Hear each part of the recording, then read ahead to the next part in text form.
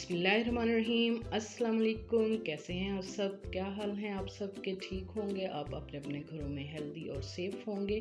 तो ये है आपका अपना YouTube channel she's cooking corner. तो इसको लाइक करें, शेयर करें दोस्तों में, रिश्तेदारों में, और इसको सब्सक्राइब भी करें।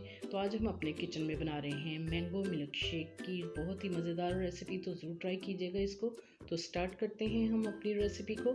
3 अदद आपने मैंगो लेने हैं। सिंदड़ी या आप चौंसा नहीं लेंगे, सिंदड़ी ले लें, कोई सा भी ले लें आम, क्योंकि उसके रेशे नहीं होते। 3 से या 4 टेबलस्पून शुगर लेंगे और 2 ग्लास हम दूध के लेंगे।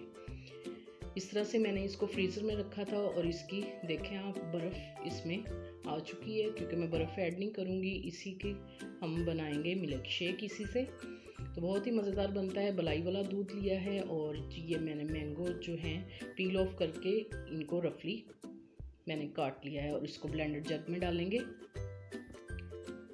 और इसमें शुगर ऐड करेंगे। शुगर आप कम या ज़्यादा अपने हिसाब से डाल सकते हैं और अच्छा सा इसका पेस्ट बनाएंगे। अगर आप मेरे चैनल पे नए हैं तो प्लीज़ काइंडली रिक्वेस्ट है कि इसको सब्सक्राइब भी कर लें। तो जी इधर रेडी हो गया है इसका पेस्ट। इस तरह से आपने बिल्कुल इसका पेस्ट रेडी कर लेना है और बाद में हम इसमें दूध शामिल करेंगे बर्फ़ वाला और फिर इसको अच्छे से ब्लेंड करेंगे कि इसका स्मूथ सा पेस्ट बन जाए, गहरा सा। तो इसको बहुत अच्छे से आपने इस तरह से ब्लेंड करना है।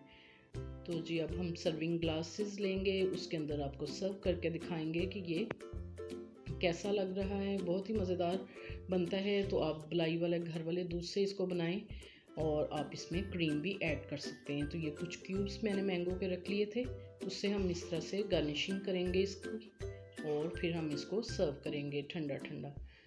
और आप इसको बिल्कुल चिल ठंडा सर्व करें तो बहुत ही मज़ेदार बनता है। तो ज़रूर ट्राई कीजिएगा इसको।